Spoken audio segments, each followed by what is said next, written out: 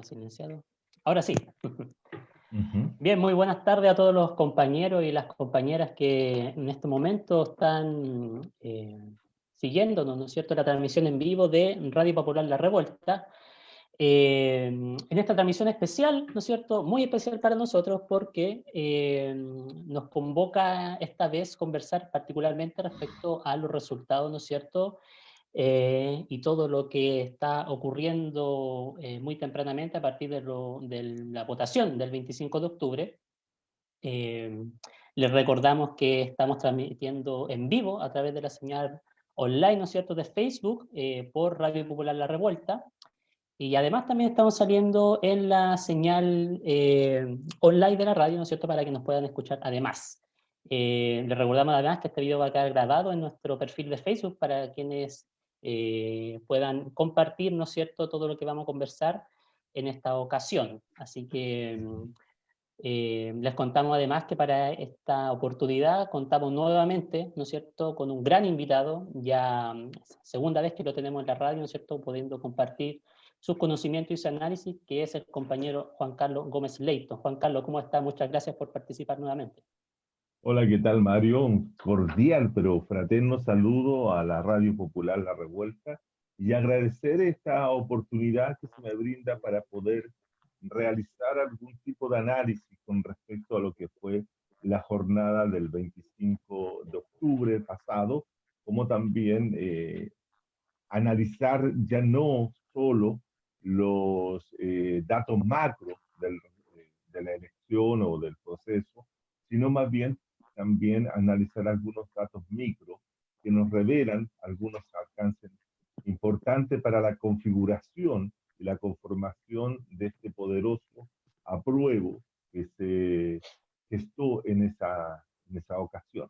Y también poder visualizar qué es lo que se viene y cuál sería el rol o cuáles serían los derroteros, cuáles serían ciertos los caminos que el movimiento popular, yo diría que el movimiento popular de carácter anticapitalista y pro ecosocialista puede tomar, porque yo creo que llega el momento de empezar a hacer algunas diferenciaciones programáticas acerca de qué es lo que queremos establecer en un nuevo ordenamiento jurídico-político del Estado chileno, ¿no? Entonces, no todos los proyectos van a tener las mismas características, las mismas perspectivas, los mismos fundamentos, las mismas intencionalidades. Entonces, a partir la noche del 25, ya la madrugada del 26, se han abierto o se ha abierto una nueva coyuntura política y que va probablemente a cerrarse en abril del próximo año, dependiendo también de un conjunto de factores que se vayan dando a lo largo de este tiempo. Por eso es bueno tempranamente realizar una conversación, un análisis, una impresión, si ustedes quieren, acerca de los resultados y del plebiscito del 25 de octubre. Y por esa es la razón que estamos aquí para hacerlo. Exactamente, como tú muy bien dices, ¿no es cierto?, la importancia de conversar, analizar, ¿no?, respecto a lo presente, ¿no?, particularmente todo lo que nos podemos extraer de los resultados y cómo se manifestó, ¿no es cierto?, la opinión, ¿no? Y cómo se expresó además la alegría popular también, que dice mucho, ¿no es cierto?, del contenido y de lo que significa, ¿no?, este gran triunfo, ¿no?, para muchas personas. Y además también conversar sobre las proyecciones a futuro, ¿no es cierto?, y qué podemos entender, ¿no?, respecto a estos mismos resultados. Nosotros en la vez anterior, justamente contigo, con otros compañeros, ahí con el último que pudimos conversar, ¿no es cierto?, que fue con el compañero Rafael Agacino, conversamos también muy acuciosamente, se levantaron perspectivas, ¿no es cierto?, respecto a lo que significaba participar o no, participar en este proceso, ¿no es cierto?, particularmente en ir a votar, ¿no? Ahí habían ustedes dos compartían una visión bien cercana, ¿no es cierto?, sobre lo que significa desde los sectores, como tú dices, ¿no?, anticapitalistas, ¿no?, podríamos decir sectores rupturistas también de toda esta, que se ha manifestado, ¿no es cierto?, en esta crisis institucional. Para los compañeros que nos están escuchando, ¿no es cierto?, para las compañeras también que nos están escuchando, les recordamos que tenemos abierta ahí en la transmisión en live, ¿no es cierto?, del Facebook, la posibilidad de hacer las preguntas, ¿no?, que en algún momento del programa voy a tratar en este caso yo de poder compartírtela a ti, Juan Carlos, para que podamos nutrir también en el análisis a partir de la opinión y la visión de otros compañeros que nos puedan estar escuchando en este momento. Así que, Ok.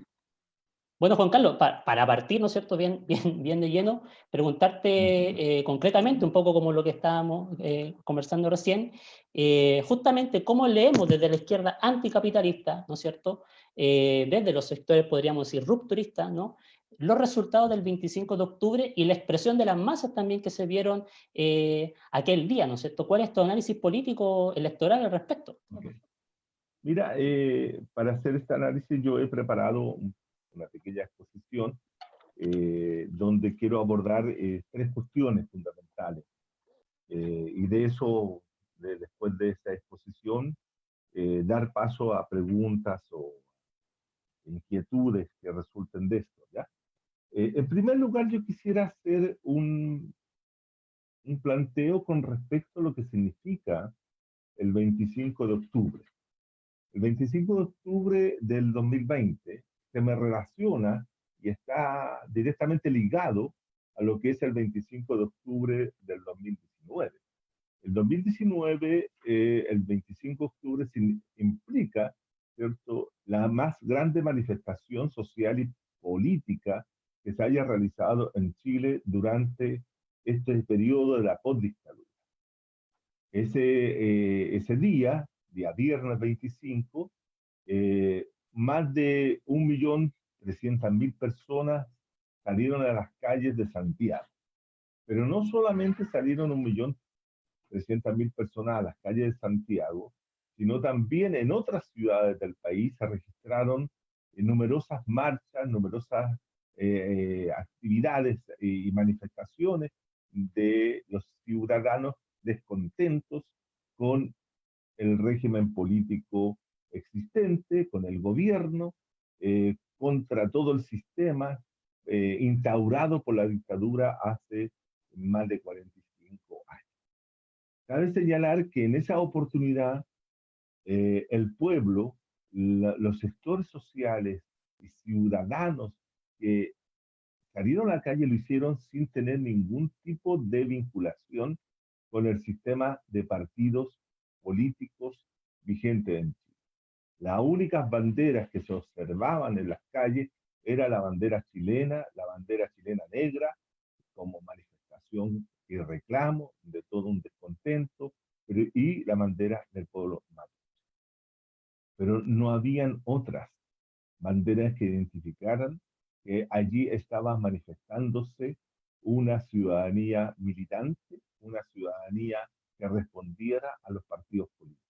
Y los partidos políticos del orden, tanto como yo digo, parlamentarios como no parlamentarios, no habían sido los que convocaron a esta manifestación, sino que fue el pueblo autoconvocado a partir del 18-19 de octubre del año 19 hasta el 25 en esta gran manifestación de repudio, tanto a las medidas adoptadas por el gobierno de Piñera, y exigía a ese pueblo la salida de Piñera.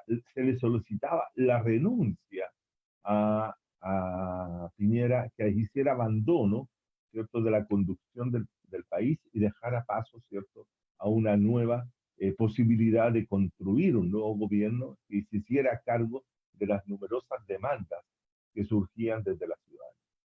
Por lo tanto, el 25 de este domingo es el momento también de conmemoración de ese acto.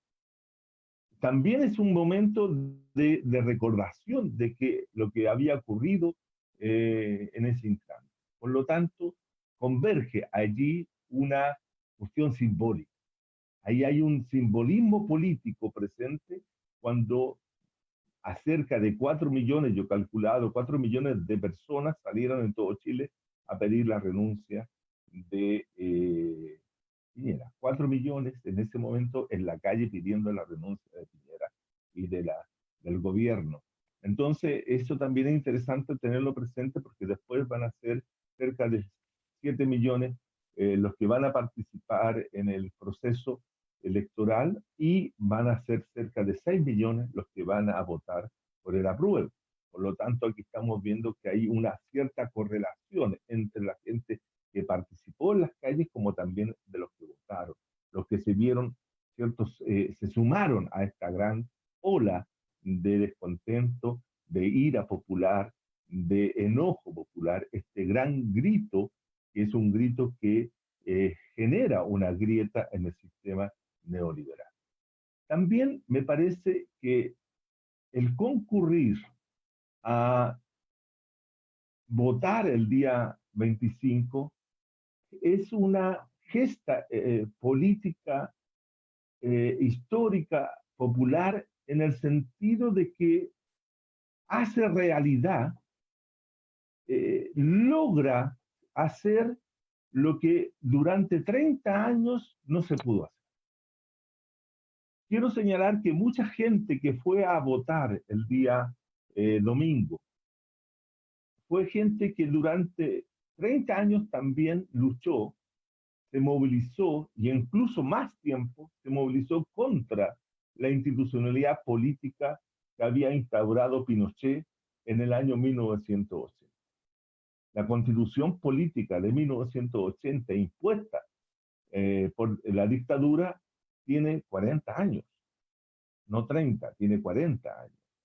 Y por lo tanto, había una ciudadanía que se había levantado en contra de ese orden institucional y había luchado de distintas formas para terminar con esa constitución política.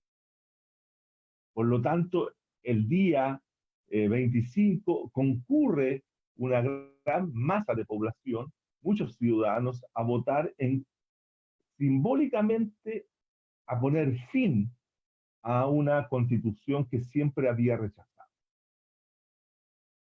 La constitución del 80 pervive, sobrevive, logra mantenerse hasta la fecha fundamentalmente porque en el pacto de dominación social que se establece en 1989 o 90 entre las fuerzas políticas opositoras a la dictadura y la dictadura, los representantes del régimen dictatorial, permite la sobrevivencia de una constitución política totalmente ilegítima en la forma y en la forma de ser redactada como en la forma de ser aprobada.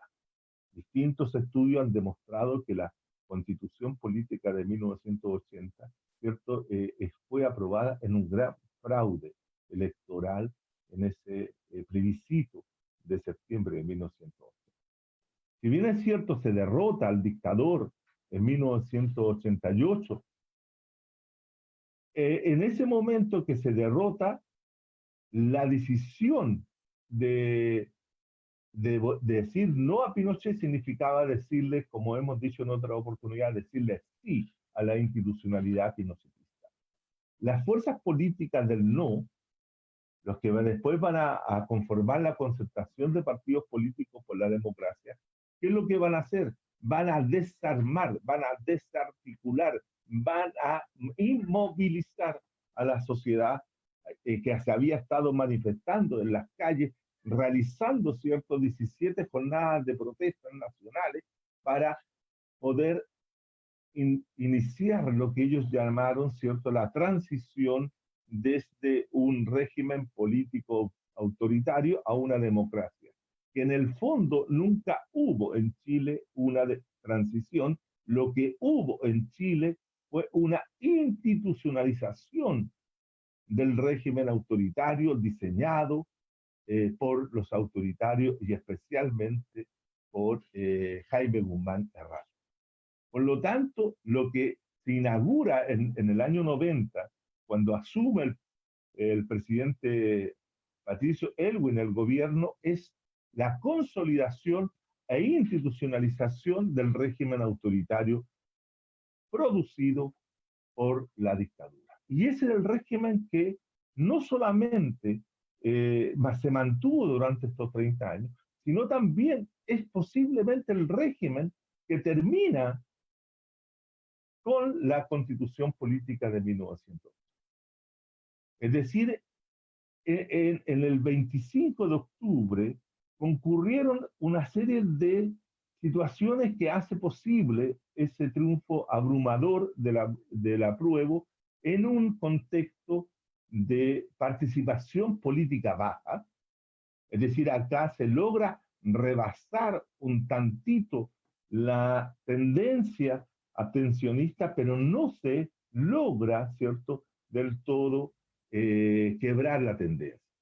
Pero acá se produce eso, se está poniendo fin no solamente a la constitución política de los 80-2005, porque esta constitución es una reforma también realizada por el gobierno de la concertación y especialmente el gobierno de Ricardo Lagos, que es la que se realiza en el año 2005, que saca la firma del dictador de esta constitución y pone la firma de Lagos. Ahora vamos a sacar no solamente la firma de Lagos, sino que vamos a instalar otra firma y esperemos que no sea la firma de este presidente criminal que firme la nueva constitución política, porque sería lo más absurdo que podría ocurrir que un criminal que tiene que ver con toda la mutilación de personas, de las muertes de las personas no aclaradas, etc., vaya a firmar una constitución supuestamente se realiza en democracia. Pero eso tiene el 25 de octubre tiene un conjunto de elementos simbólicos que hay que tener presente. Y por esa razón, ¿cierto? Mucha gente muy de edad fueron a votar. Eso es un elemento que a mí me llamó la atención porque personas que eran de la tercera edad, que podrían haberse quedado tranquilamente en sus casas por el tema del coronavirus, fueron a votar. Pero fueron a votar porque se estaba votando a una constitución que una clase política tradicional había mantenido durante 30 años y había hecho muy poco para cambiarla. Habían hecho reformas, efectivamente, pero el grueso de la constitución política seguía rigiendo a la sociedad chilena y sobre todo manteniendo un sistema económico, un padrón de acumulación neoliberal y profundizándolo al interior de la sociedad chilena. Entonces, acá no es solamente la mantención de una constitución, sino la mantención de una base material de esa constitución, que es el neoliberalismo. Entonces, es positivo, por cierto, reconocer este triunfo, que es un triunfo eminentemente popular, es un triunfo eminentemente realizado desde los sectores populares. Y quiero explicar esto que me parece tremendamente significativo. El hecho de que durante 30 años la clase política no fuera capaz de reemplazar a la Constitución Política de 1980, nos habla de una cierta incapacidad operativa política de hacerlo. Y solamente fue posible hacer ese proceso o iniciar este proceso gracias a la presión popular, gracias a una emergencia popular, gracias a un redentor y una revuelta popular que sea a las calles a exigir el fin del neoliberalismo y dentro de ese fin del neoliberalismo el fin de la Constitución de los Estados. Este es un elemento central. Si no hubiéramos tenido la revuelta de octubre del 2019, si 2 estudiantes secundarios no hubieran establecido el evade, si no hubieran gritado ese grito de negación total y completa del régimen, si no hubieran saltado los torniquetes de los metros, en este momento todavía tendríamos Constitución de 1980. Todavía tendríamos, ¿cierto?, el ordenamiento político que implica aquello. Pero igual que, y esto lo llamaba la atención el domingo pasado, en otro programa, pero de la igual forma como en el año 1986, 87, 88, la clase política vinculada a los partidos políticos hoy día existentes, se refugiaron en la institucionalidad pinochetista por miedo, por temor, por una forma de sofocar, detener la rebelión popular que también se gestaba y se desarrollaba en los años 80 en Chile, cuando un sector también de los sectores populares y poblacionales y territoriales tenía capacidad no solo de hacer acciones sociales como manifestaciones, sino que también tenía acción y capacidad de luchar con las armas en la mano.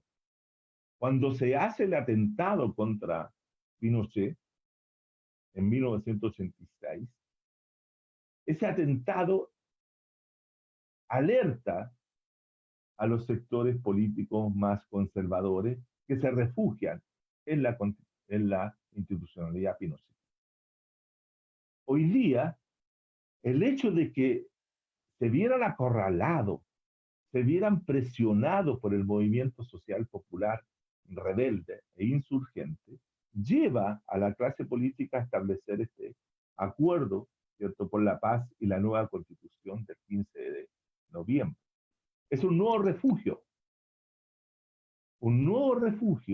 que nosotros dijimos que es una trampa y seguimos sosteniendo que es una trampa política, porque de una u otra manera la clase política, el gobierno articuló toda una serie de candados, de cerrojos, de obstáculos para que no se exprese el pueblo rebelde, el pueblo insurgente, el pueblo popular desde abajo para construir una asamblea constituyente o construir una constitución política de carácter distinta de la que muchos de los sectores que votaron el apruebo están pensando. De manera entonces que este es un nuevo refugio. Lo que se logró votar, decirle no queremos que la constitución de Pinochet siga adelante. Pero no hemos resuelto aún qué tipo de constitución queremos.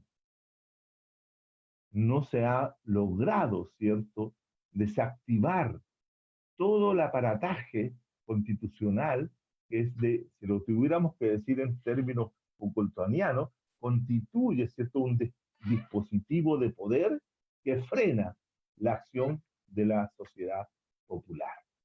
Por lo tanto, en ese sentido, se ganó, pero se ganó y estamos, por decirlo así, y nos hacemos cargo de ese estamos dentro de la trampa.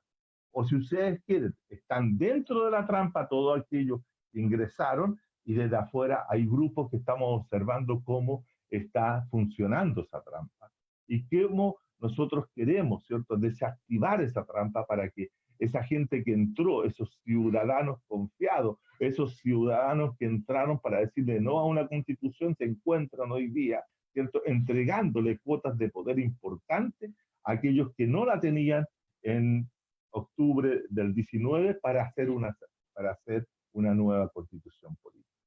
Por lo tanto, la trampa está. Y eso es lo nuevo de este periodo que emerge a partir de ahora, del 26 de octubre, ¿cierto?, hasta abril del 2021, ¿cierto?, va a estar operando toda esta maquinaria, que son toda una serie de dispositivos que van a ordenar la discusión. Por lo tanto, una de las tareas que debiera tener el movimiento social popular anticapitalista, rupturista, sería justamente romper esa trampa que hoy día está operando. Dicho esto, quisiera pasar al segundo elemento que quiero resaltar hoy día, que es los resultados electorales vistos en el proceso micro, ya no en lo macro.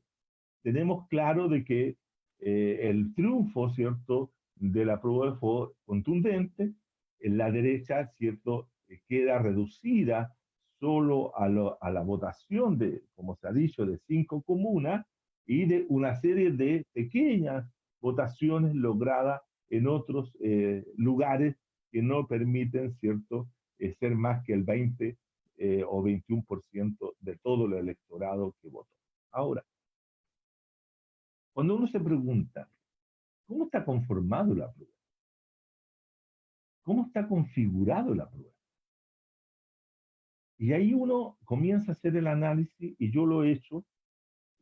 Hace tiempo que vengo trabajando el tema de la abstención en Chile, desde la primera vez que se constituye un descontento masivo donde se produce un alto rechazo a los parlamentarios, hay un alto nivel del voto nulo como del voto blanco y también de la abstención y no participación, que fue el año 97. En 1997 se produce la primera momento de configuración de lo que yo he llamado el partido de los las y les electores, no electores.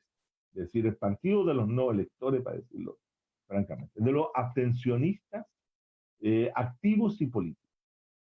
Porque hay dos formas de entender el abstencionismo.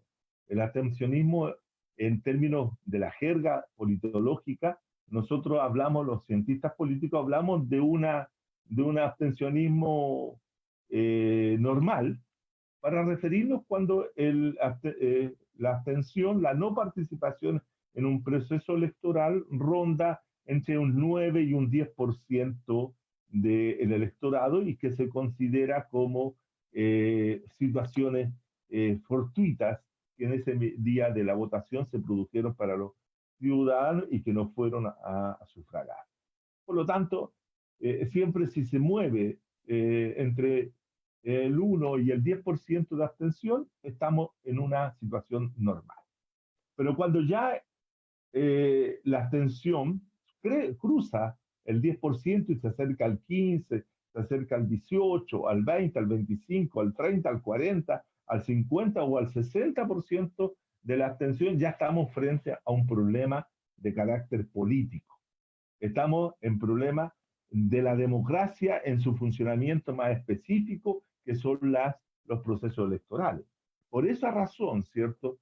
Mucha gente no tomó en consideración cuando se produjeron las primeras observaciones que la abstención en Chile comenzaba lentamente a subir en las elecciones con el padrón electoral inicial y por lo tanto no le dieron importancia y siguieron su camino como si la democracia estuviera muy bien.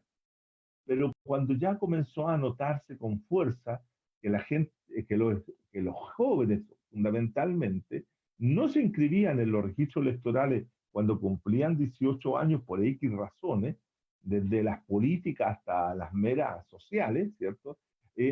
No entraban al sistema político. Se llevó a cabo esta transformación en que se dijo, bueno, los jóvenes quieren votar en forma voluntaria, entonces vamos a establecer el voto voluntario y vamos a establecer la inscripción automática. Y eso ocurrió a finales a comienzos de la década del 10 de este siglo. Y por lo tanto, al cambiar, se creció el padrón electoral, aumentó significativamente de 8 millones más o menos que existía, creció a 12 a 13 millones, es decir, aumentó un 5 millones. Y ahí se empezó a notar efectivamente que había un grueso de población que no votaba. Que no votaba y que no votaba y que no votaba. Entonces, se hacían campañas, se hacían escuelas de educación, etcétera, se introducían elementos propagandistas para que la gente participara y los jóvenes fundamentalmente no participaban. Y se fue acumulando, como he dicho yo siempre, un gran bolsón de abstencionistas y que fueron constituyéndose en la mayoría de la población. La mayoría de la población en Chile hasta el 2017 era una mayoría. Y lo sigue siendo hasta el día de hoy, a pesar de los resultados electorales obtenidos este domingo. Porque si bien es cierto, el umbral fue 50 y 50, si uno suma los votos nulos, que fueron bastantes, y los votos, o no fueron muchos, pero fueron significativos, y los blancos, los no electores, es decir, que no eligen, que no votan una de las dos preferencias que estaban, cruza igualmente el 50% de abstencionistas. Por lo tanto, siguen siendo la mayoría. Siguen siendo la mayoría. Y la pregunta es, ¿por qué siguen siendo la mayoría? ¿Cuáles son las razones que tienen estos grupos para no participar en los procesos electorales? Independientemente de todo lo positivo que ya he señalado, hay un grueso de población que no vota y que y difícilmente va a volver a participar si es que las condiciones en que se dan las elecciones en Chile no cambian. Y es este. Bueno, dicho eso, por esa razón, hasta el sábado, hasta el domingo del 25, había una gran preocupación sobre el porcentaje de participación. Había una preocupación creciente entre los sectores favorables al apruebo. ¿Qué pasaba si la participación fuera superior al 51, 52, 53 o 60%, como habían sido las elecciones municipales del año 2012 y 2016? ¿Qué había pasado si hubiesen llegado a ese nivel? Eso había un temor, porque eso implicaba de que la derecha podía obtener un triunfo con el rechazo. Y por lo tanto, esta tesis, siempre ha habido una tesis que es relativamente falsa, que se dice es que la derecha gana porque hay menos electores. No, no, esa tesis es falsa en todo sentido. No es que porque hay menos electores gana la derecha.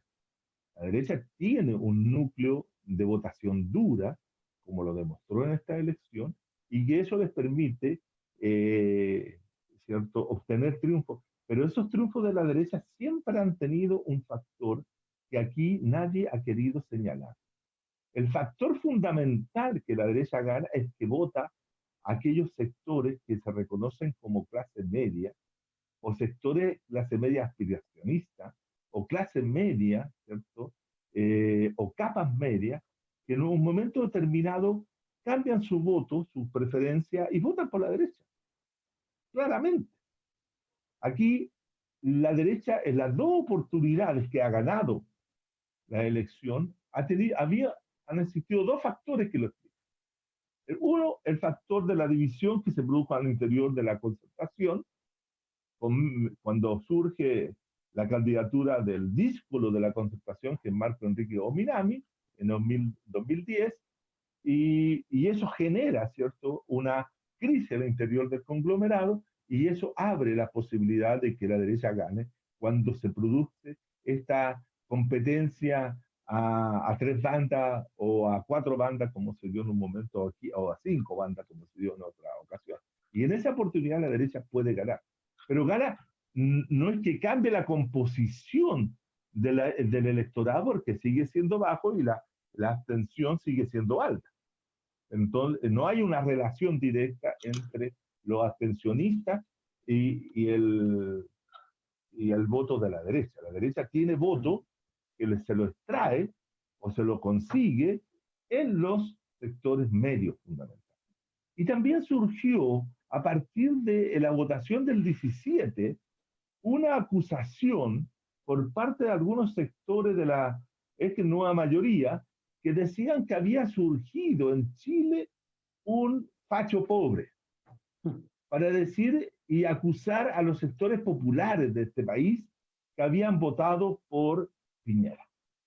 Y por lo tanto se le hacía responsable a muchos sectores populares de que habían votado por Piñera. Yo siempre he discutido aquello y eso no es correcto y es falso.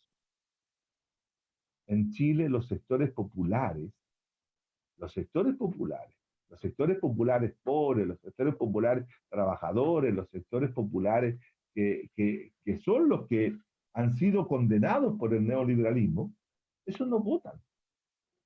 No votan, por lo tanto, difícilmente pueden ser responsables de la elección de un presidente porque no votaron. Piñera, de acuerdo a todos los datos que yo poseo para el caso de las comunas que estudio en la región metropolitana, no ganó ninguna comuna pobre durante el 17. Por lo tanto, malamente puede haber obtenido sus votos de ahí. Lo que sí votaron por Piñera en el 17 son los sectores medios. Los sectores medios claramente identificados en algunas comunas muy específicas de Chile fueron los que votaron por Piñera. Por lo tanto, de ahí donde extrae su votación la derecha. La derecha obtiene su votación fundamentalmente de sectores medios. Ahora, hay en comunas populares que votan por la derecha, pero fíjense ustedes que yo crucé los datos de estratificación socioeconómica de estas comunas con el voto y me es coincidente en aquellas comunas donde se registran sectores ABC1, porque me dirán, no, pues si todo el ABC1 está en las comunas del oriente de Santiago, no, también hay sectores ABC1 en La Pintana, en Lo Prado, en Cerro Navia, y en otras comunas hay sector ABC1, pero son una minoría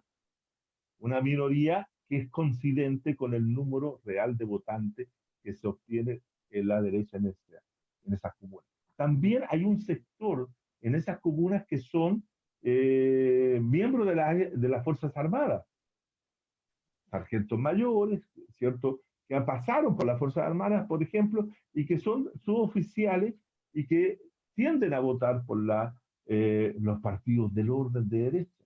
Están los sectores evangélicos. Es decir, entonces hay que tener cuidado cuando se hace este análisis de los famosos fachos pobres. Dicho esto, por lo tanto, ¿cómo se compone el apruebo? Porque ahí está el dato. Ahí está lo que debe. En primer lugar, lo que habría que decir que los sectores populares que no habían votado en el 17 salieron fuertemente a votar, pero no un número así muy alto. En algunas comunas de Santiago fue muy significativo, que cruzaron el número 20.000 de nuevos votantes, o de votantes que se incorporan a votar, para no confundirlo con la gente que se había inscrito automáticamente a partir de cumplir los 18 años desde diciembre en adelante, sino que hay gente que van a participar y van a votar. Entonces, por ejemplo, les quiero dar un dato para que no aburrirlo con cifras, pero en la comuna de que mayor gente vota del sector popular que se incorpora en esta oportunidad es el caso de Puente Alto, que registra nada menos que 67.685 personas de esa comuna que no habían votado anteriormente y votan ahora. Y por lo tanto, el apruebo ahí tiene una fuerza muy relevante. Lo mismo pasa con comunas como La Pintana, que cruzan, ¿cierto?, los 20.000 personas. Otra comuna como Estación Central llega a 24.000, otra Peñalolén 25.000, La Florida 28.000. Pero fíjense ustedes que Maipú también es tan importante el número de votantes populares que llega a 53.000 personas. Entonces, este triunfo de la prueba es un triunfo popular. Me preguntaban con respecto a La Pintana. La Pintana vota y dobla su votación con respecto a lo que había sido el 17. Pero esos jóvenes o esas personas, mejor dicho, que votan, porque no son todos jóvenes, ¿cierto?, son personas que tienen el recuerdo vivo de uno de los miembros de la primera línea, que es uno de los primeros fallecidos, por decirlo así, en las escaramuzas, que es Mauricio. Mucha gente va a votar porque está la memoria de ese joven que entregó su vida luchando por un Chile mejor. Por lo tanto, ahí también está eso. Y lo extraordinario es que todas las comunas que votaron por la derecha en la elección pasada, se divide y en un 20%, en un 25%, o perdón, en un 50% se dirige el voto hacia el apruebo. El apruebo entonces tiene voto de los ex piñeristas, que votan ahora por el apruebo, están los militantes, simpatizantes, adherentes y votantes tradicionales de los partidos de la exconcertación y la nueva mayoría, y estos nuevos sectores que van a votar. Por lo tanto, tenemos un apruebo que tiene tres caras, tres rostros. Y además, también dentro del apruebo, porque aquí también hay que sumar, están los sectores de las comunas altas de Chile que votaron por él. Si bien es cierto, están estas tres comunas, Las Condes, Vitacura, ¿cierto?, que aparecen como ganadora el rechazo, pero hay un número significativo de personas que también votó por el apruebo en esas comunas. Por lo tanto, la suma, todo esto refleja que esto es variopinto. No es una sola masa homogénea que va a votar por el apruebo. Y esto genera una serie de dificultades que las vamos a ver ahora, y digo lo siguiente. Y con esto termino para darle el paso a... no quiero aburrirlo con cifras, por eso no voy al detalle. Pero lo que quiero decir es lo siguiente. Si el apruebo tiene un rostro de clase media derechista, tiene un rostro de los partidos políticos tradicionales del orden y tiene, ¿cierto?, un fuerte componente de no electores que votaron en esta oportunidad, ¿cómo se va a configurar las listas que van a competir para la convención? Lo que se requiere, compañeros y compañeras, es algo similar a lo que se gestó y se desarrolló en Bolivia hacia el año 2005-2006, cuando se requería, ¿cierto?, de un instrumento político que permitiera llevar a Evo Morales como candidato a la presidencia, apoyado por todos los movimientos sociales que habían sido los gestores de la movilización desde el 2001 en adelante. Es decir, la ciudadanía chilena de izquierda, anticapitalista, prosocialista, que miramos las cosas desde otra perspectiva, requiere urgentemente un instrumento político que permita articular, levantar desde Arica a Punta Arenas, en todos los territorios, organización política, pero que se reconozca en un instrumento político que permita, ¿cierto?, competirle no solo a la derecha, sino también a los partidos de la centro izquierda, que lo más probable, ¿cierto?, configuren una unidad, porque ahora hay dificultades, ahora están en conversaciones, y que sí, que no, que si va el Partido Comunista con el Frente Amplio dónde quiere ir, etcétera. Todo eso es un problema de ellos. Yo digo que ese problema que lo resuelvan ellos, pero nosotros tenemos otro problema.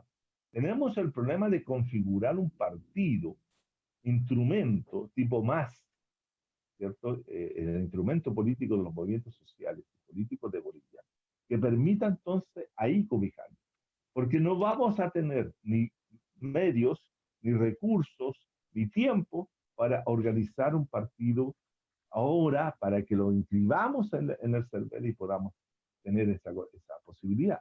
Tenemos que ser capaces de levantar también para participar en el proceso electoral que se viene, que es la configuración, ¿cierto?, de esta convención, o transformamos la convención en una asamblea constituyente, pero tenemos que tener un órgano, una plataforma, una unidad de todas estas diversas orgánicas que nos permita entonces llevar a cabo. Porque si no, ese papel, ese rol que cumplieron todas las personas que fueron a votar el día 25, va a ser simbólica porque se le dijo no a la asamblea, perdona, no a la constitución de Pinochet, De pero Pinochet. la constitución de Pinochet, pero no tenemos un órgano que pueda defender nuestros intereses, nuestras posiciones, nuestras ideas, nuestro propósito ya sea en una asamblea constituyente o en la convención.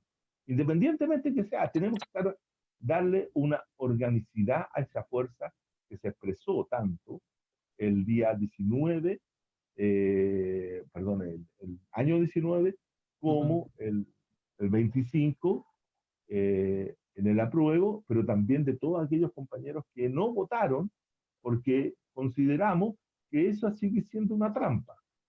Entonces, en este nuevo escenario político, lo que estamos necesitando es un órgano político que nos pueda representar. Y ahí tenemos que buscarlo para o construirlo o conversar con aquellos que tienen algún partido para lograr hacer lo que hizo el Evo en el 2005 con el MAS y el instrumento político de los bolivianos. Eso es lo que refleja. La discusión está que arde hoy día. El apruebo es un conglomerado de heterogéneo, muy diverso, clasistamente muy diverso, tiene sectores populares muy fuertes, anclajes de trabajadores, anclajes de estudiantes que también votaron en esta oportunidad.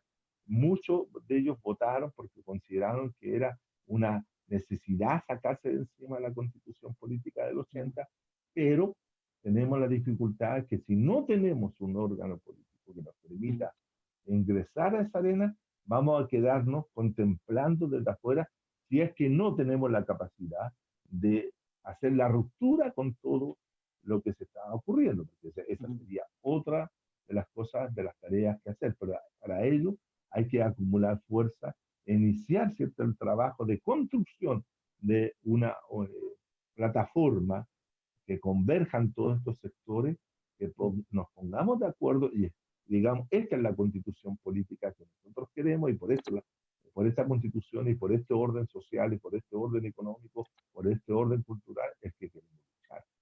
De lo contrario, vamos a ser espectadores como la burguesía, ¿cierto? Y las clases dominantes se disputan la condición del país y en esa disputa de la condición del país nosotros nos vamos a ver arrastrados también. Entonces tenemos que no nos sirve resistir desde lo simbólico. No nos sirve resistir con la palabra. No nos sirve resistir como lo hemos hecho desde siempre. Tenemos que conseguir un instrumento que nos permita tener mejores opciones en las luchas que se vienen a partir de hoy día o desde ayer, ya estamos atrasados en un día, para poder conseguir aquello y lograr, ¿cierto?, construir el Chile o la sociedad que nosotros queremos. De lo contrario, vamos a celebrar triunfos ajenos. Sí, Juan sí, perfecto. Termino con esta idea de que no queremos celebrar triunfos ajenos, queremos celebrar nuestros propios triunfos. Esa es la idea. Claro, claro, claro. Se entiende completamente en la línea, de alguna manera, de lo que ya es un recuerdo, ¿no es cierto?, en cuanto a los detonantes de este reventón, de esta revuelta social, ¿no?, en el sentido de que fueron los estudiantes secundarios que de alguna manera desarrollaron un método de lucha, ¿no es cierto?, tratando justamente de instalar, ¿no?, una coyuntura propia y de ir construyendo su propia historia, evidentemente desconociendo, ¿no es cierto?, los efectos que esto iba a acarrear, pero claramente detrás de esa acción, ¿no es cierto?, que ya sabemos lo que desembocó, existe la imprudencia, podríamos decir, ¿no es cierto?, del estudiante secundario, que ya es histórica, de ir instalando, ¿no es cierto?, lo que realmente pasa en la sociedad y sobre todo en las clases más bajas, ¿no es cierto?, en la clase trabajadora. Ujú. Eh, Comentar y consultarte además porque hay una sensación, nosotros también entre los compañeros hemos estado conversando, evidentemente, ¿no es cierto?, a partir de esto, muchos también compartiendo las visiones en el sentido de restarse de esta participación, de esta forma de expresar, ¿no es cierto?, una opción, ¿no? Ujú. Pero sin duda hay una sensación muy grande en el sentido de que la expresividad de la masa, ¿no es cierto?, ya asentado, digamos, con la seguridad de haber ganado, ¿no es cierto?, este plebiscito, una expresividad en el sentido de que el voto no es un voto como en algún momento se pensó, o muchos teníamos el miedo que es un voto de tranquilidad, ¿no es cierto?, un voto flojo, por así decirlo, o vendido, ¿no es cierto?, de votar e irse para la Online, casa. Claro, claro. justamente lo que se manifiesta desde lo simbólico, ¿no?, como tú comentabas, en las manifestaciones del domingo en la noche, ¿no es cierto?, en las marchas, Ujú. también en la lucha directa, ¿no es cierto?, con la represión, es que es un voto que mantiene vivo justamente el sentido de rechazo, ¿no es cierto? O sea, y particularmente cuando podíamos ver que los medios de comunicación de alguna manera competían entre darle tribuna, ¿no es cierto?, ahí a Piñera, que fue a votar, poco menos fue a las 5 de la Ujú. mañana a votar para que no lo funaran, ¿no es Ujú. cierto?, frente a cómo veíamos también de los medios masivos de comunicación, que sabemos que están, digamos, bajo el amparo del poder, ¿no? Cómo todos iban a grabar como los compañeros mutilados, ¿no es cierto?, estaban ejerciendo su derecho a voto también, ¿no? Las imágenes de la gente mayor, como tú dices, ¿no es cierto?, que es un actor protagónico en este alce, ¿no es cierto?, alza, ¿no?, de la Ujú. participación, también iban a votar con esta memoria, ¿no?, una cuestión muy también emotiva, ¿no es cierto?, de esta generación, sobre ir a derribar, ¿no es cierto?, la estructura pinochetista, ¿no?, que existe. Eh, Sin embargo, ¿no? La pregunta, la que me interesa, digamos, que tú puedas tratar de compartir nuestro análisis es la manifestación, ¿no es cierto?, popular de masa que nosotros percibimos, que muchos compañeros participaron también del 25 de octubre, ¿no es cierto?, del domingo, votando. Podemos pensar que es la misma expresión, ¿no es cierto?, popular y de masa del 18 de octubre del año pasado, porque las diferencias son claras, ¿no es cierto? Hoy día hay un proceso instalado institucional, ¿no? Hay una trampa, nosotros lo hemos dicho también muchas veces acá, ¿no es cierto? Una trampa que también la gente legítimamente decide participar con esperanza, ¿no es cierto?, legítima, y que se expresa de una manera hoy día.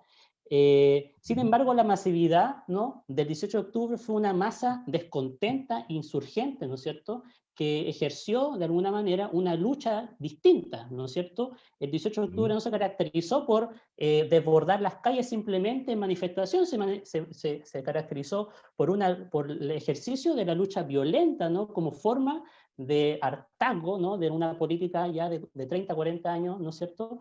Y ahí vemos como simbólicamente, ¿no es cierto?, las quemas del metro, las quemas de Enel, ¿no es cierto?, los ataques a los supermercados, los símbolos, ¿no es cierto?, del neoliberalismo. Ujú. Entonces, a nosotros nos hace un poco reflexionar qué está pasando con esto. La fuerza que nosotros podemos percibir este 25 de octubre es la misma que la fuerza desplegada el 18 de octubre y en los días posteriores, o hay una variación en su composición, ¿no es cierto? Porque evidentemente la forma de expresar, ¿no es cierto?, el malestar ha cambiado, ¿no? Si hacemos un análisis un poco más somero, ¿no? Ujú. Ujú.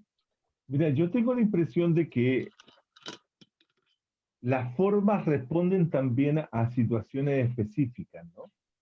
A situaciones y circunstancias en que el despliegue de la fuerza, el despliegue de la correlación de fuerza en un momento dado, o del despliegue de ciertas organizaciones políticas filoleras, ¿no? Mm, El mm, 18 de octubre, que en realidad comienza, como todos sabemos, el 14 de octubre, cuando se suben mm, las tarifas del metro y comienza esta manifestación a plantear el evadir, es una suerte de acumulación de fuerza desde el 14 hasta el 18, en la cual ya la manifestación adquiere una completa característica de revuelta de una insurgencia popular, ¿no? Una insurgencia popular que tiene como un componente muy significativo el uso de la violencia política.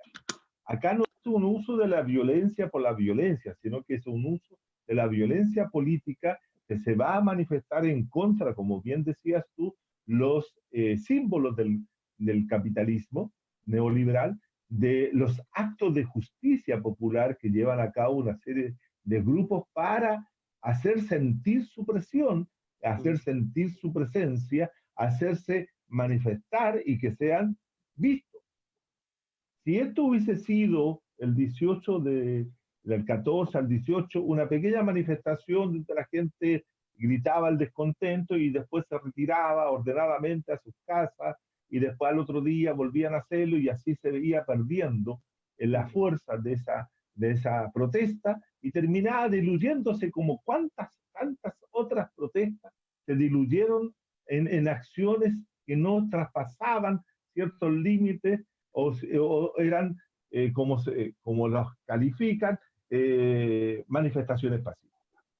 Acá la acción, y aquí donde viene lo rupturista, lo que implica, ¿cierto?, el uso de la violencia política, como diría Salazar, la violencia política popular.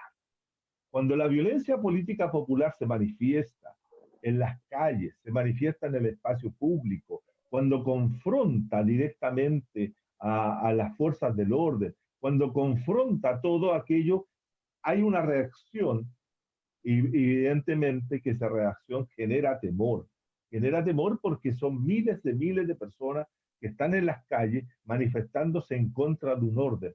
El saqueo, la violencia de que ello implica saquear tiendas, destruirlas, ¿cierto?, en función de un objetivo político, y el objetivo político no era ir a saquear un supermercado para salir a revender las cosas, no, el saqueo tiene un sentido político que es demostrar la vulnerabilidad que también tiene el sistema, demostrar la fuerza que tienen aquellos actores que están realizando el acto y generar, ¿cierto?, una conmoción pública. Y eso es lo que se logró el 18 de octubre.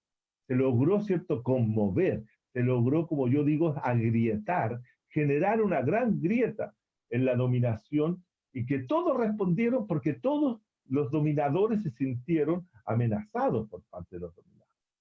Se sintieron con miedo, tuvieron temor y frente a ese temor reaccionaron con violencia, sacando a los militares a la calle. Y vino la reacción siguiente de una ciudadanía que no iba a aceptar militares en las calles y los confrontó. Entonces, entre el 14 y el 12 de noviembre, cuando se hace la gran huelga general, que también tiene efectos sobre el proceso productivo, sobre el proceso de distribución, sobre la paralización de las actividades económicas, también les generó temor y por esa razón se vieron obligados a encontrar una solución. Y esa solución fue la que ya estábamos conversando. Ahora, esa potencia política, esa potencia plebeya, esa potencia rebelde, insurgente, va a dominar todo el periodo e inclusive sobresaltando este acuerdo que si no fuera por la pandemia, otro escenario político estaríamos comentando hoy día. Pero vino el escenario, vino la pandemia, vino el encierro, vino el control ahora sanitario, el miedo y el temor a la muerte entre muchas personas generó la situación que hemos visto, pero también la rebeldía quedó dando vuelta, quedó manifestándose, se empezaron a articular, surgieron movilizaciones, cuando se establecieron las cuarentenas, surgió el mundo de las ollas populares que después lograron ciertas distorsiones, porque fue manejado también por los medios de comunicación, tratando de entregar una suerte de olla popular, solidaria, pero no con el componente revolucionario de muchas ollas que tuvieron en poblaciones de nuestro país. Por lo tanto, siguió. Ahora, todo el cúmulo de experiencia de los conversatorios, de los encuentros, de discutir esa potencia todavía está viva. Esa potencia, toda esa energía popular que se desarrolló entre octubre y estos meses, ¿cierto? Todavía está poder ser explosiva. Ahora, no son similares las expresiones que se vive el 25 de octubre de este año. Es otra forma de expresar una molestia, un descontento, un enojo, una ruptura. Es otra forma. Creo que hubo una lectura por parte de ciertos grupos que consideraron que ir a sufragar, de ir a marcar el voto en el apruebo, era también una forma de decirle, nosotros estamos con todos aquellos que hicieron estos procesos en octubre y por lo tanto queremos manifestarnos de esta forma. Pero también hay que señalar, compañeros, que hay mucho, porque eso también es el dato. Y el dato también refleja que hay muchos compañeros y compañeras a lo largo de todo Chile que no fuimos a votar porque consideramos que esta era una trampa y ahí está, ¿cierto? Todo ese grupo de personas que no votaron, cerca del 50%, cerca de 7 millones también de personas que no fueron a votar. Si también eso también es un tema que hay que analizar porque ahí hay una fuerza política que está contenida, que estamos ahí visibilizados, que no somos referente para nadie, que todos nos insultan porque nosotros somos capaces de decir que no estábamos con esto y hay personas que han sido, bueno, uno mismo ha sido acusado de facho, de esto y de este otro, porque los que están en el otro lado consideran que ellos tienen la verdad. Nosotros no tenemos la verdad, tenemos una forma de ver las cosas distintas a las que ellos tienen, pero nosotros tenemos también nuestras luchas, que son nuestras luchas propias y que queremos construir una sociedad de otra manera. Por lo tanto, aquí hay una potencia, hay potencias, hay energías diversas, pero todas pueden ser unidas para formar una gran movimiento que pueda tener, ¿cierto?, una presencia política y disputar el poder. Ahora, ¿qué es lo que tenemos? Nosotros quebramos el poder. En la insurgencia quebró el poder. Las manifestaciones abrieron un boquete en el poder. Ahora lo que tenemos que hacer, compañeros, tenemos que luchar por el poder. Ahora, ¿cómo se lucha por el poder? Bueno, en primer lugar, como se plantea siempre, construyendo una organización que nos permita unificar propósitos, principios, perspectivas, estableciendo un objetivo específico en los tiempos que se están presentando para disputar el poder. Tenemos que entrar a disputar el poder. O sea, el triunfo de Chávez en Venezuela, después de recoger toda la experiencia de que fue la manifestación del Caracazo, es la lucha por el poder.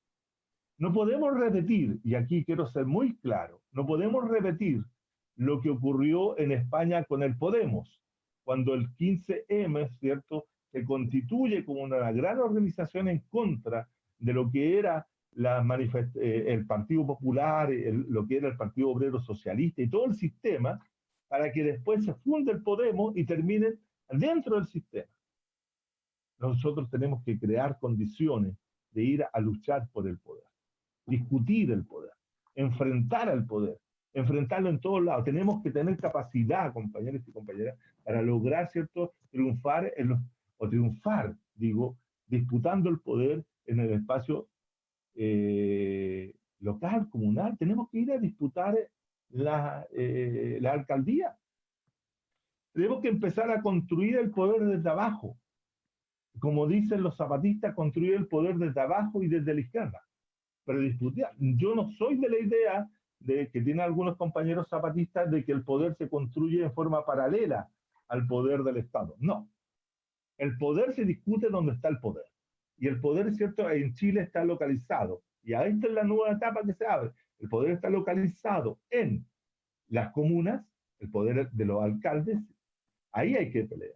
Hay que tener también capacidad para ir a pelear la intendencia, ir a pelear los consejeros regionales. Esos son espacios de poder político que no los podemos mirar desde afuera. Tenemos que ir a pelear. Ir a pelear con todos los instrumentos que nos permitan hacerlo. De lo contrario, ¿cierto?, vamos a estar observando estas luchas desde afuera. Y tenemos que hacerlo con ética, tenemos que hacerlo, ¿cierto?, con transparencia, tenemos que hacerlo con una serie de elementos que nos diferencian de aquellos que han hecho la política en estos años. Tenemos que hacer una política, por cierto, de carácter horizontal y no vertical, democrática, inclusiva, etcétera, que es donde participen todos y todas y todes. Es decir, no podemos esperar que otros abran caminos por nosotros. Tenemos que empezar a construir nuestros propios caminos para la conquista de los poderes, porque si no, como yo escribí en un texto como escribió también esa gran luchadora que es la Raquel Gutiérrez, ¿cierto? Del ejército de Tupac Amaru en Bolivia, ¿cierto? No podemos pasarnos siempre la vida contemplando cómo otros construyen lo que nosotros podríamos haber construido los humanos. Entonces, la tarea es esa. El otro día cuando ustedes estuvieron ahí, estuvo Rafael Agacino, con el cual yo comparto muchas de las ideas que hemos expresado en diferentes foros y a veces ni siquiera sabemos en qué estamos, pero estamos diciendo casi lo mismo. Desde hace mucho tiempo, yo recuerdo haberme encontrado, y esto lo cuento como anécdota, haberme encontrado en una población de La Pintana, allá por los años 90, dando una charla también parecida a esta, haciendo educación popular, haciendo educación política, con un grupo de pobladores, y ellos me sorprendían porque había estado Rafael, me decía, pero si usted dice lo mismo que dice Rafael. Y yo, bueno, no sé, yo no he escuchado a Rafael en el último tiempo, y nunca hemos participado, fíjense una cosa, nunca hemos participado en nada conjunto, salvo en una oportunidad que hablamos sobre marxismo, pero eso fue en la Universidad de Concepción. Pero en los sectores populares nosotros transmitimos lo mismo. Por lo tanto, así como está Rafael, estoy yo, hay otros compañeros y compañeras repartidos, bueno, como él dijo, bueno, juntémonos todos, organicemos una gran convención, llamémoslo así, o reunión, llamémoslo como quieran, pero juntémonos para discutir y creamos un acto de un programa revolucionario para Chile, un programa revolucionario para Chile. Porque de lo contrario, compañeros, no podremos ser testimonio. Y yo les digo que no hay que, los testimonios son hermosos, pero mejor es el triunfo. Yo soy muy zapatista para mis cosas, siempre he estado con el Ejército de Liberación Zapatista, pero siempre he tenido una crítica a los zapatistas. Ellos no luchan por el poder, y yo creo que hay que luchar por eso. Es disputar el poder en todos los ámbitos. Hay que tener vocación de poder, hay que tener vocación de lucha para poder avanzar. Creo que hay potencia, como bien decías tú, entre el 18 y una potencia distinta, la del 25 de otra potencia, pero también se están abriendo otras potencias. La potencia también tenemos que saberla canalizar para que pueda tener, no solamente ganar, el 25 ganó la prueba, pero no triunfó todavía. Una opción distinta para Chile que no sea la continuidad del sistema capitalista. Sí, y justamente bueno, esta urgencia de la que tú nos comentas, ¿no es cierto? Que también la compartimos evidentemente, y la compartió en el análisis el compañero Casino, la compañera Marcela también, comunicadora popular que nos acompañó en otros programas. Es lo que hoy día también se ha estado discutiendo, incluso, y ni siquiera, digamos, dentro de los resultados ahora después del domingo, ¿no es cierto?, sino previamente, y es una discusión histórica, ¿no es cierto?, desde la izquierda anticapitalista, ¿no es cierto?, la gran unidad, ¿no es cierto?, y ahí yo creo que es importante también, de una vez por todas, ¿no es cierto?, aclarar en este sentido que cuando se ha pensado en el concepto de un partido, de un aparato, de una plataforma, ¿no es cierto?, se hace evidentemente alejada de la lógica y de los vicios de los actuales partidos políticos. Que evidentemente tiene una lógica una lógica neoliberal, ¿no es cierto?, de mantener el sistema capitalista, ¿no es cierto?, y la dominación en unos pocos. Evidentemente, cuando se ha hablado, por lo menos en este espacio, ¿no es cierto?, de la radio, cuando se ha hablado de una plataforma, ¿no es cierto?, de lucha, que puede, digamos, armarse a la medida de justamente de quienes la construyen, se piensa claramente alejada, ¿no?, de estos vicios, ¿no? Y eso es súper importante porque además muchas colectividades políticas, también muchos grupos territoriales, ¿no es cierto?, compañeros individuales también, precisamente caen en la confusión, ¿no es cierto?, de pensar o de escuchar evidentemente simplemente la palabra partido, aparato, ¿no es cierto?, estructura, como algo que por defecto te va a llevar de alguna manera y te va a consumir y te va a terminar transformando en un partido político más, ¿no es cierto?, del orden. Y eso es justamente la lucha también ideológica que hay que entablar, ¿no es cierto?, y las discusiones que también que se tienen que ir dando dentro desde las mismas organizaciones políticas y de los militantes políticos de izquierda. Mira, eso es lo que acabas de decir es tremendamente significativo, porque acá también hay que poner en discusión una cuestión. Hay que poner en discusión el tema de la democracia. La democracia no es solamente la democracia que conocemos, la democracia liberal representativa, sino también se puede construir, se puede diseñar, se puede elaborar, se puede hacer una práctica democrática radicalmente distinta de la forma como hasta el día de hoy se nos ha planteado la democracia. Yo tengo la impresión, por ejemplo, que cómo podemos explicar el triunfo de el MAS y de Luis Arce y de Choquehuanca en Bolivia. ¿Por qué? Porque ahí se construyó un órgano político, que era el MAS, que era capaz de reclutar, reunir, militar, hacer sentido al tipo de democracia que los bolivianos instalaron a partir del 2010 en adelante. La democracia boliviana, ¿cierto?, fue defendida por los propios sectores populares, por la plebe que consideró que ellos eran los constructores de esa democracia.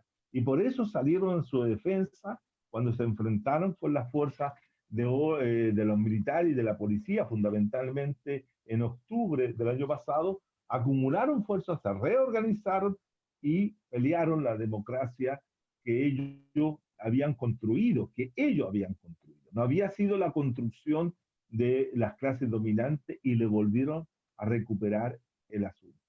Pero el asunto de dirigir el gobierno en su plena disposición democrática. Por lo tanto, nosotros tenemos que ser capaces de pensar y crear una nueva democracia. Y una democracia que pueda tener distintas formas de organización y participación. La participación en un órgano democrático no se traduce solo en ir a marcar un voto, sino también se manifiesta en distintas formas. Una democracia local, directa, participativa, activa, ¿cierto? Donde tal vez los cargos públicos tengan algún tipo de responsabilidad mayor de lo que hoy día tienen con respecto a los grupos que las componen, la comunidad, que puedan ser electos a través por sorteo, por ejemplo. ¿Por qué no sortear en los cargos públicos en una comuna?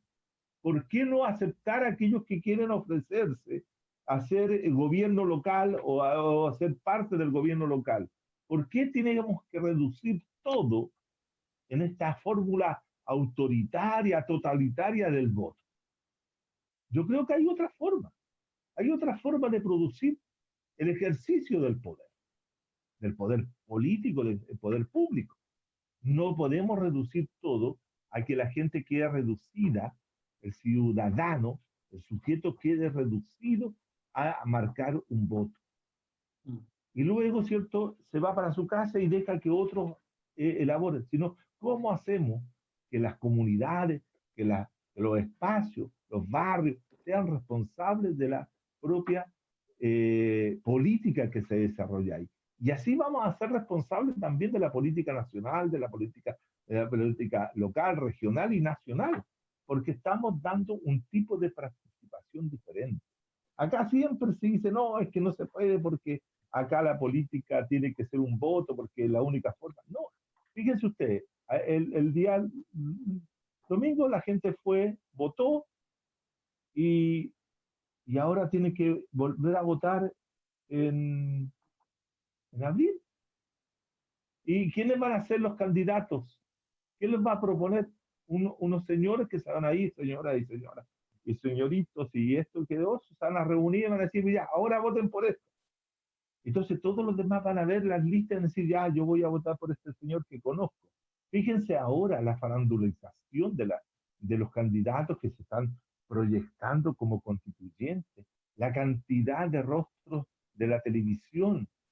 Es decir, no porque un señor venda libros, malos libros de historia, se tiene que transformar en un constituyente. No porque uno dice ciertas cosas en la televisión y se vuelve famoso por eso, va a ser constituyente. No, tiene que haber otros requisitos para hacerlo, pero no requisitos excluyentes, ni elitarios, ni meritorios, sino que pueda ser una persona cualquiera y común y silvestre. ¿Por qué no? ¿Por qué no? ¿Por qué esta situación de decir que los que saben es como la República de Platón? Platón siempre pensó que los intelectuales y los filósofos, Dios nos libre, de que Dios existe, ¿cierto? Que nos libre del hecho de que no sean los filósofos los que vayan a gobernar. Pero Platón pensaba eso. Pero eso de que sean los filósofos los que gobiernan, eso se tradujo ahora, en la actualidad, que sean los que saben los que tienen que gobernar, los que tienen que hacer las leyes, los que tienen que dirigir. No. Una élite intelectual. Aquí, una élite intelectual. Por eso la democracia, desde mi punto de vista, se transforma en un sistema muy aristocrático. Fíjense ustedes que pelea la democracia cuando surge, la democracia de los modernos surge contra los sistemas monárquicos y aristocráticos, pero a la larga se transforma también en un sistema aristocrático en que se eligen personas que ciertas cualidades. Vean ustedes el show que tienen en Estados Unidos dos sujetos, como un señor como Trump, que solamente por el hecho de tener dinero puede llegar a ser presidente. O nuestro propio presidente, que llegó a ser presidente porque tenía dinero. Y toda la gente le reconocía que por tener dinero iba a ser mejor. Y ahí ven ustedes lo que resultó. O otros decían, no, es que la persona tiene que ser inteligente, un estadista.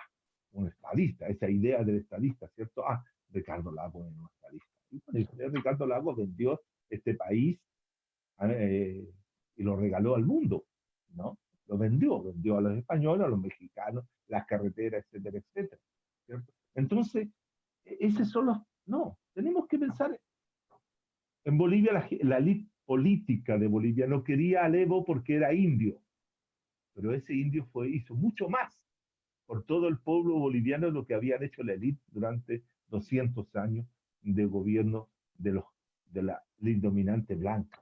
Entonces, aquí hay un desprecio por lo popular, hay un desprecio, pero nosotros tenemos que ser capaces de crear otras condiciones de posibilidad, crear otro espacio para los sectores populares, para que se representen todos aquellos que quieran estar en el gobierno, punto. Aquí no hay sabios que sean...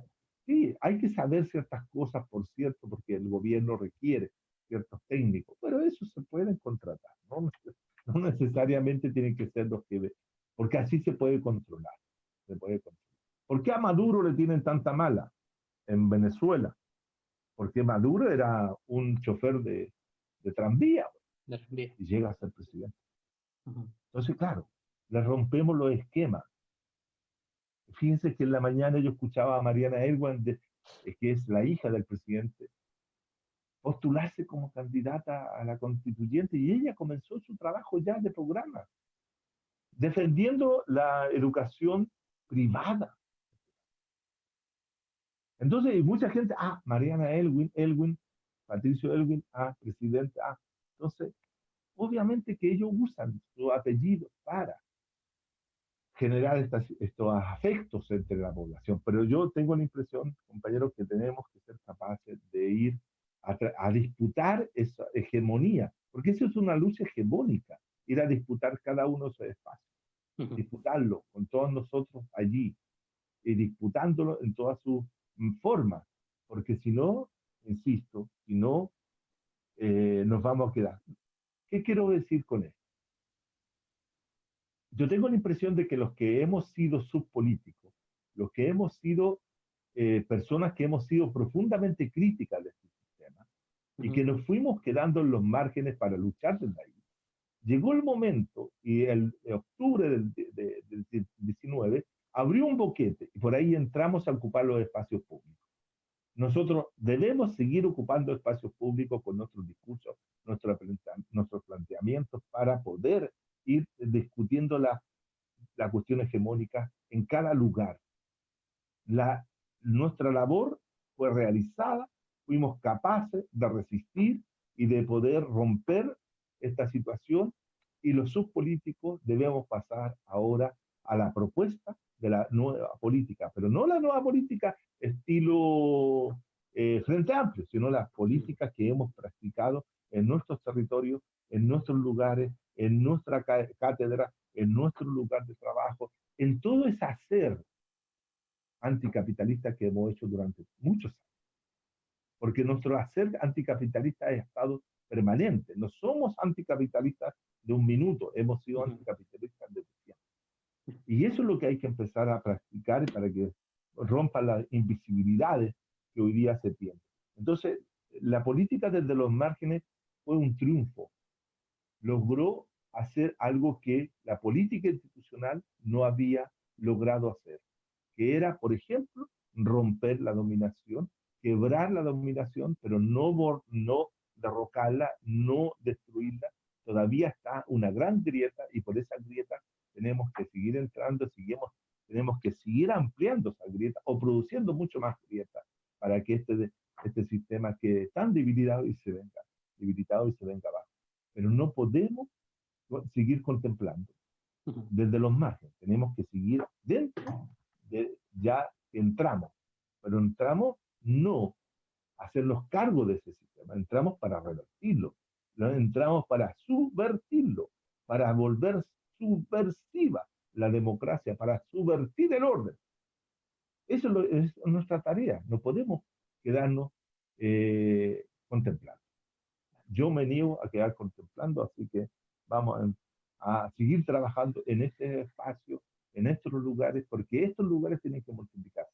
Esta radio, ¿por qué me interesa tanto participar en la radio popular, la revuelta? Porque fíjense ustedes si estudian lo que fue el levantamiento popular de Nicaragua, cuando los sandinistas eran revolucionarios y se produjo el fin de la dictadura de Somoza. Dentro de El Salvador, el papel de la radio popular fue fundamental. Hay un excelente libro de la Marta Harnecker que analiza, ¿cierto?, el rol de las radios populares en la lucha política en El Salvador y en Nicaragua. Ahí queda clarito, y estas radios tienen que multiplicarse. Hoy día estos espacios de reflexión, estos espacios de discusión, tienen que multiplicarse y tienen que llegar a cientos de miles de personas, porque vamos a estar haciendo con estas charlas, si ustedes dan la oportunidad, compañeros, estamos haciendo educación popular, estamos aprendiendo todos y cada uno de nosotros en este proceso de construir una alternativa revolucionaria para Chile. Esa es nuestra tarea, construir una alternativa revolucionaria para Chile. Exacto, que esa alternativa, como tú dices, ¿no es cierto?, se exprese más allá, no de la manifestación misma, sino que tenga un cuerpo definido, ¿no es cierto?, que tenga una estructura pública clara, ¿no es cierto?, de cara al pueblo, que permita justamente disputar esta vía, la vía actual, que es la vía, digamos, de la pequeña burguesía o de la burguesía, evidentemente, que tratan de ir conduciendo, ¿no es cierto?, la fuerza popular, aquella fuerza insurgente de la que tú nos comentaste.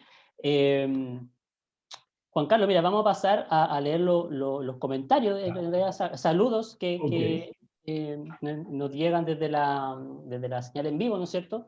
Aquí Contreras Claudio dice: feliz de este gran paso, esperando que nos sigan escuchando y que prevalezca nuestra voz. Felipe Varela dice: grande Mario, un saludo, ¿no es cierto?, para quien les habla. Aprovecho de mandar un saludo también a la gente de María Elena, que tuve la oportunidad de convivir con los compañeros y compañeras allá, donde el apruebo tuvo un triunfo brutal.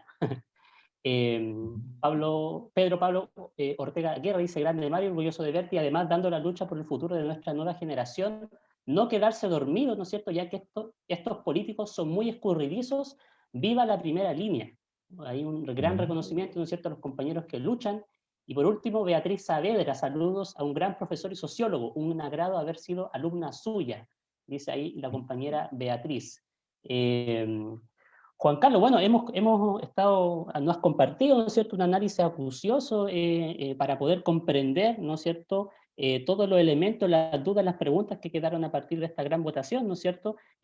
No solamente quedándonos para muchas, ¿no es cierto?, compañeros y compañeras que participaron en esta votación de la sensación, ¿no es cierto?, de haber ganado y la felicidad, ¿no es cierto?, sino que, como tú decías en un principio, es importante estos espacios justamente para discutir, para ir hilando mucho más fino cuáles son los significados detrás, ¿no es cierto?, de este gran triunfo, ¿no es cierto?, por el apruebo, ¿no? Y este cambio y esta derrota, ¿no es cierto?, para la derecha más dura, ¿no es cierto?, en cuanto a lo que significa. Así que justamente en lo último también que tú estabas comentando es un poco la tarea que nosotros humildemente desde la Radio Popular tratamos de asumir, ¿no es cierto?, de abrir espacio, ¿no es cierto?, tratar de masificar estas voces críticas que nos permitan evidentemente ir construyendo mejores formas de comprender, ¿no es cierto?, espacio de educación popular también, porque entendemos que estamos en una coyuntura, en un periodo histórico tremendamente relevante. O sea, acá, de alguna manera, ¿no es cierto?, toda esta crisis se va a resolver,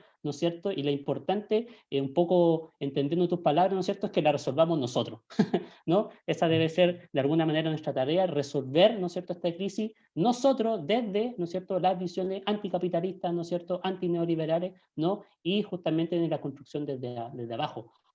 Quisiera,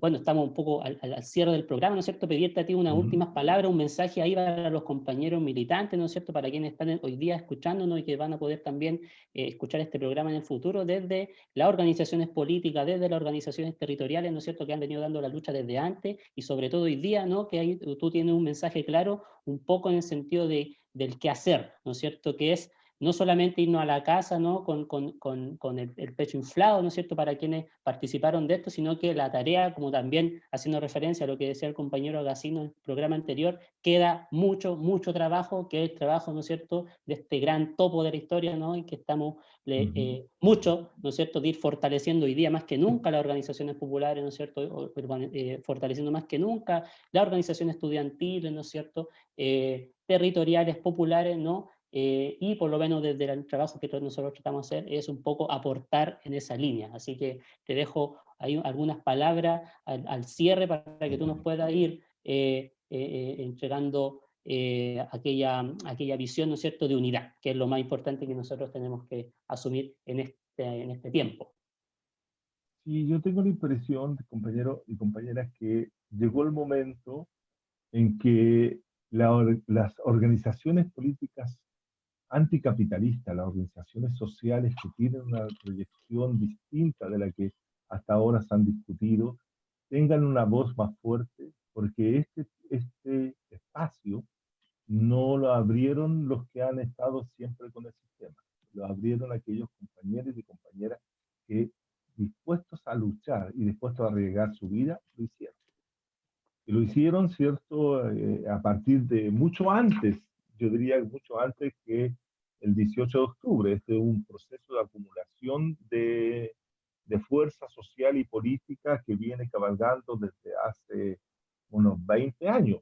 Entonces, el topo de la historia, ¿cierto?, ha caminado bastante tiempo y ha ido fortaleciéndose y hoy día es capaz de plantearse. Pero hoy día no es que y no se entienda, y quiero dejar muy claro que no se entienda de que yo estoy por entrar en los espacios y en las arenas electorales tal cual como se han configurado hasta ahora. Mm. Lo que yo estoy señalando es que a partir de la fuerza social que hemos tenido, ser capaz de ir a disputar los poderes. Disputar el poder no solamente se hace desde lo electoral, porque claro, compañero, se ganó, como decías tú, en algunos sectores como un amplio sector del apruebo. Pero ese apruebo tiene que transformarse en poder. En organización. Claro, poder. Poder tiene que manifestarse el poder de eso. Porque Mm. si mañana, ¿cierto?, las organizaciones no tienen capacidad de organizarse para disputar el poder en forma directa, con los que tienen y detentan el poder hoy día, va a ser simplemente declaración tras declaración, manifestación tras manifestación, sin producir desplazamientos de poder. Lo que se tiene que hacer es un desplazamiento del poder. O sea, lo que se logró, ¿cierto?, en algunas sociedades como la venezolana. Y yo no estoy diciendo que es el modelo que yo quiero seguir, no, estoy poniendo como ejemplo comparativo, ¿cierto? O lo que se logró en Bolivia son desplazamientos efectivos del poder. Y acá hay que producir esos desplazamientos. Y por lo tanto hay que prepararse para ir a luchar cada uno de los espacios de poder. ¿Qué es lo que me refiero, por ejemplo, a discutir un espacio de poder? Discutir un espacio de poder también es discutir una junta de vecinos. También es una disputa de poder. Es disputa de poder ganar un centro de alumnos. Sí, los chiquillos lo saben mejor que yo. Disputar un poder también es disputar el poder de la conducción de la escuela, de un sindicato. Todos esos espacios de poder son necesarios ser discutidos y confrontados, porque ahí hay que producir desplazamientos de todos los poderes, ¿ah? Para poder llegar a los poderes más gigantescos hay que disputarlos todos. Entonces, esa es la tarea, esa es la tarea que tenemos que hoy día asumir la disputa por el poder. Y el micropoder, el mesopoder y el macropoder. Todos los poderes se ponen en disputa. Todos los poderes se ponen en entredicho. La manifestación del poder constituyente no es solo ir a discutir en una asamblea, en un cabildo, no, hay que discutirlo en todos lados, en todos los espacios. Hay que hacer una práctica del anticapitalismo en todos nuestros espacios, en todo. Gritar nuestra rabia contra el capital, gritar nuestra ira contra el capital. El capital te mata, como decía el otro día bien Rafael, te mata todos los días, de distintas formas, y nosotros lo dejamos que nos mate muchas veces. Entonces hay que ser capaces de romper todos estos cercos que nos tiene atrapado el capital para lograr. Y por eso digo que el triunfo, en lo que se ganó el domingo, es un gran triunfo popular. Es un rayo lo popular, pero no hemos ganado aún nada. O sea, nada en un sentido metafórico. Claro. Porque muchos critican que uno diga esto.